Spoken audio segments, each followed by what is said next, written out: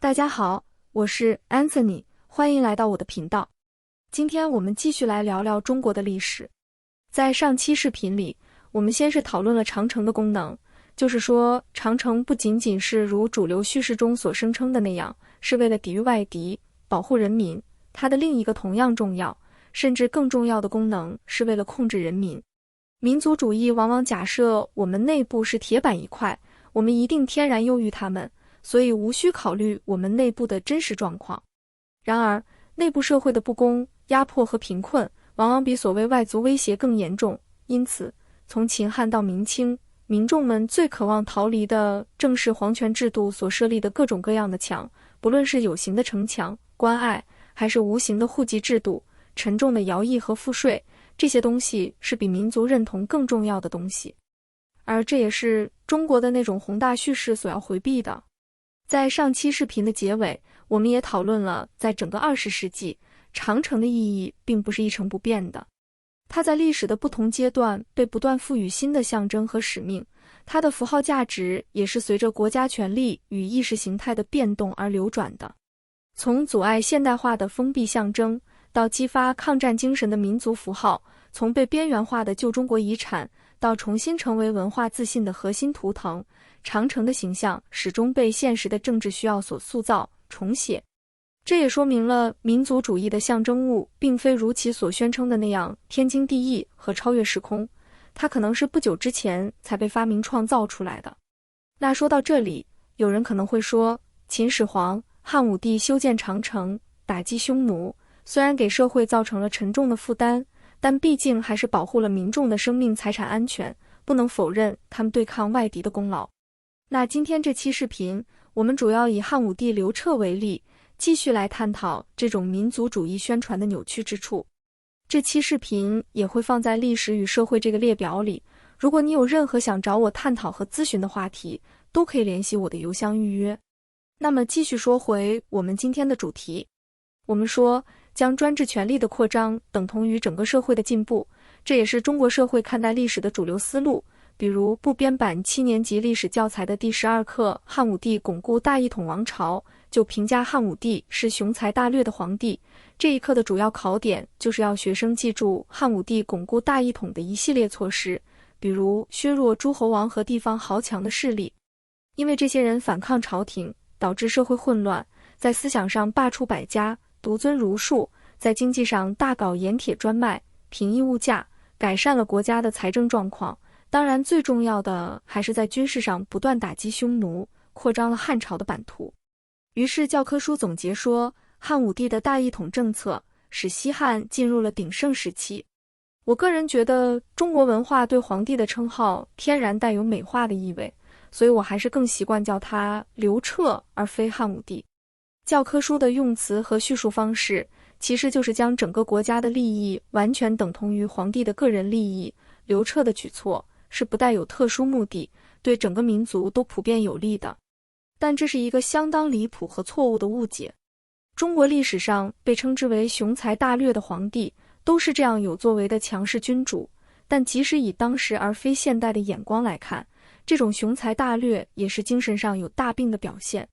其实我们很容易发现，中国文化里最崇高的精神都是与权力紧密相关的。最高的境界就是帝王的心态，或者能自发地以帝王的视角看待问题。比如刘邦的大丈夫当如是，项羽看到皇帝的车驾就说可取而代之，人们称赞这些人少有大志。毛泽东的诗词里也充满了这种帝王视角，比如欲与天公试比高，还看今朝，敢叫日月换新天，试看天地翻覆等等。这种看上去豪迈和浪漫的大心胸、大气量、大格局，其实是一种非常原始的控制欲和自恋状态。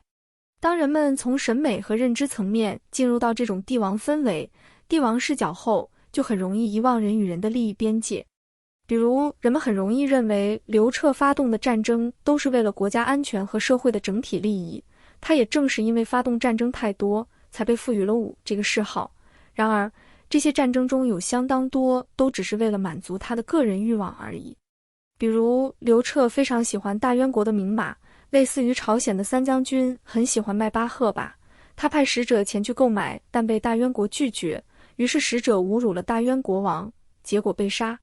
大渊国并未威胁到汉朝的安全，但刘彻还是决定发动对大渊的战争，既是为了得到那些宝马，也是为了给自己的宠妃李夫人的哥哥李广利制造封侯的机会。第一次战争没有得到西域各国的支持，遭遇惨败，几乎全军覆没。但没多久，刘彻又动员了一支庞大的军队，发动第二次战争。这支军队包括6万士兵、10万头牛和3万匹马，在屠城的震慑下，西域各国纷纷投降。这次战争打得比较顺利，没有战死很多人，大渊人也被迫杀死自己的国王，并献出了3000匹宝马。但由于汉朝军队内部太腐败，对士兵待遇太差，等到撤回本土后，仅剩1万多士兵，这些宝马也死掉了2/3。不过刘彻还是很高兴。与之类似的是对南越的战争，南越也没有威胁到汉朝的国家安全，攻打南越主要是满足了刘彻的扩张欲。值得一说的是，在这2次战争中，汉朝军队里都充斥着各种罪犯和刑徒，可以说这是一支刑徒大军。这也可以解释为什么他们伤亡那么惨重，人命那么不值钱。至于帝国为什么有这么多罪犯，我们在上一期视频里也讲了，西汉的酷吏政治使得普通人到了举手投足都可能触犯法律的地步，而一旦违法，就相当于沦为国家的奴隶。在兵源不足时，将囚犯充军就是一种非常经济省钱的方式。国家先给你定一个罪，然后只需要再免除你的刑罚，就可以激励你去打仗。所以这也算是一支奴隶军队，而非公民军队。这也容易让我们联想到，在近代，俄罗斯帝国也频繁征召囚犯上战场。虽然沙俄军队也打赢了很多战争，但这种把士兵当纯粹的耗材和炮灰的军队并不能让人尊敬。也正是因为刘彻时代的很多战争都非常没有必要，所以班固在《汉书》里夸奖刘彻的功绩主要集中在他兴办太学、制定历法、罢黜百家这些文化事业上，而完全避开提及他在战争上的功绩。最后班固评价说，像汉武帝这样雄才大略的君主，如果能把精力用在公检上，那就太好了。这样我们很容易联想到陈寿在《三国志》中对曹丕的批评，就是先说曹丕这个人多么博学和多才多艺，如果能心胸再宽广一些，再有德行一些，善良一些，那么就非常完美了。这其实也是中国编史者们在皇权专制下的一种无奈而隐晦的批判。或许有人会说，抛开那些不必要的战争不谈，汉朝对匈奴的战争，就算是给社会增加了沉重的负担，但还是保护了民众的生命财产安全的吧。然而，我们仍然要清楚区分刘彻发动的那些战争与现代国家的反侵略战争之间的本质区别。史记记载的一件事情，就说明了打击匈奴与保护人民的权利没有任何关系。《集政列传》说道，匈奴的一个部落来投降汉朝，这让刘彻非常有面子，于是刘彻下令派2万辆车去迎接。当时政府没有钱，只好向市民借马，市民也不傻，纷纷把自己的马藏起来。刘彻非常生气，想杀掉长安县令。这时候汲黯就问皇帝，匈奴人投降，只需要让沿途各县慢慢准备车马就好，为什么要让全国骚乱不安，让百姓疲于奔命去侍奉匈奴人呢？刘彻沉默无言。匈奴人来到长安后，在市场上购买货物，长安的执法官员却死抠法律条文，认为市民们卖给敌人货物，相当于犯了非法走私出关的罪名，一口气处决了500多个商人。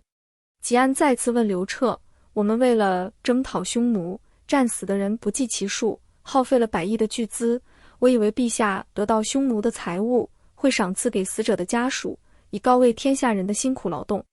即使做不到这一点，也不该倾尽官府仓库里的财物赏赐匈奴人，征调老实本分的百姓去伺候他们，把他们捧为人上人，更不应该用严苛的法令诛杀500多无知的百姓，这就是保护树叶而损害树枝的做法。但刘彻听完后，认为汲黯在胡扯八道，不久就将他免职了。从这样一件小事，我们可以清楚地看到帝国发动战争的真实逻辑，以及酷吏政治的真相。首先，皇帝为了自己的面子，允许匈奴人进入首都，并命令百姓服务他们，那么此时匈奴人至少不应该算国家的敌人，市民们与他们做生意就不应该再以走私和通敌罪论处。然而帝国的政府却没有颁布任何相应的临时条例来调整原有法律，人民的法律义务和风险没有丝毫改变。这就给基层官员制造了一个两难问题，在这种模糊地带，他们弄不清楚是否还要执法，又怕上级追究下来，就本着宁左勿右的方针全杀了。在酷吏政治下，杀人多了，只能说是可以被纠正和批评教育的小错误，而如果杀得少了，那就犯了立场不坚定的原则性错误，所以多杀就是最优策略。然而，对市民而言，这就是一个无解的难题，卖给匈奴人货物可能被杀，拒绝服务他们还是要被杀。朝廷打败了匈奴人，自己的弱势地位不仅没有丝毫改变，反而是多了一批人上人，毕竟在刘彻的眼里，匈奴人更有统战价值。因此，打击匈奴的出发点，与其说是为了保护人民的生命财产，不如说是皇帝把人民视为自己的私有财产，更谈不上保护人民的什么权利。其实这也是中国古代帝王的常态。另一位同样雄才大略的皇帝李世民也是如此。贞观政要记载了一件非常相似的事情，就说当时突厥有很多部落来投降唐朝，李世民给每一个首领都赐予了高官，5品以上官员有上百人，这个规模和已有的官员数量差不多了。每个突厥人都可以得到大量财物和衣物，首领还能得到更多的赏赐，甚至是大量田产和宅院。当时的凉州都督李大亮就批评李世民，说陛下应当以本国百姓为本，自己人生活好了，周边的民族自然会向往，而陛下的这种做法是以中国之租赋，供饥饿之匈虏，其众亦多，非中国之利。就是说，以中国百姓辛苦缴纳的赋税去供养邪恶和残暴的敌人，而且要供养的人还越来越多。不过李世民同样不采纳这些意见。后来李世民出门旅游，那些已经投降的突厥人相互串通，袭击了他的营地。从此李世民不再信任突厥人，向身边的人反思说，当初没有采纳魏征的建议，如今才体会到这种政策的劳民伤财，中原的百姓才是国家的根本。但这种反思就非常虚伪，他的思想转变完全是因为突厥人想发动政变杀了他，而不是突然悟到了那些大道理。因此我们说，凡是专制帝王都是倾向于有大作为的，也就是所谓的雄才大略，而专制体制下的大作为通常也意味着大折腾。至于有些皇帝为什么没有瞎折腾，那更多还是因为客观条件不允许，而不是皇帝本人真的不想。比如汉文帝和汉景帝没有像刘彻那样瞎折腾，主要是由于西汉初期尚且存在能制约皇权的力量，也就是功臣集团和各诸侯王还没有被消灭，他们仍然活跃在政治舞台上，和皇权构成了三足鼎立的关系。但随着他们逐渐被皇权铲平和消灭，皇权从民间汲取财富的制度和能力日渐增强。此时几乎是必然出现一位像刘彻这样的强势君主的，或者说任何一个人拥有巨大的财富和数量庞大的奴隶时，都是很难忍得住什么都不做的。而之所以中国历史总是出现这样的君主，首先在权力合法性的源头。在这个问题上，中西方的法理学有着截然不同的看法。韩愈就说道，民之初生，故若夷狄禽兽然，圣人立，然后知公居而立时，是故道莫大乎仁义，叫莫正乎礼乐行政。就是说，民众原本如同禽兽一样一无所知，是圣人制定了制度，创造了生存的条件，才使民众能活下去。就类似于那首朝鲜的歌曲，没有他我们没法活。由于圣人对子民的这种巨大的拯救和恩情，因而法律的全部奥秘只能为圣人所垄断。这是中华法系无数次重申和强调的基本原则。正如王毅所说，中西方法理基础的极大不同，也就导致了中国的法律文化无法想象这样的制度规定。例如在罗马法中，即使对皇权崇高性的强调，也必须首先承认皇权来自人民和法律的授权，承认皇帝的意志之所以具有法律效力，是因为皇帝在代行罗马人的全部法律权利。而中国的民族主义总是将皇帝视为民族共同体的象征符号，它将一个前现代和专制政体中的君主行为包装成现代国家理性运作的产物，比如把皇帝发动的对外战争描述为保家卫国，皇帝的疆域扩张被神圣化为民族尊严，对边疆民族的压迫与征服，被粉饰为统一多民族国家或者民族融合，将家天下逻辑替换为国家利益，并试图与现代国家主权观念对接。但这些都是离事实相当遥远的。关于这个话题还有很多可聊的，今天的视频就先到这里吧。如果你有任何的困惑和问题想和我交流，直接联系我的邮箱就好。比如你希望和我讨论某篇文章、某段话、某个视频、某种社会现象，或者你的日记，都可以提前把相关的文本发给我，我会在正式交流之前读完。或者你希望和我讨论你的人生经历、困惑和情感，都是可以的。如果你对隐私性、安全性、付款和通讯方式有任何疑问，也请及时告诉我。如果你无法付费或无法加入会员，也请联系我，我会提供其他方式。详情请参考这张图片。我会把这期视频放在历史与社会这个列表内，同时也推荐大家去看我这个列表内的其他视频。感谢大家的收看，再见。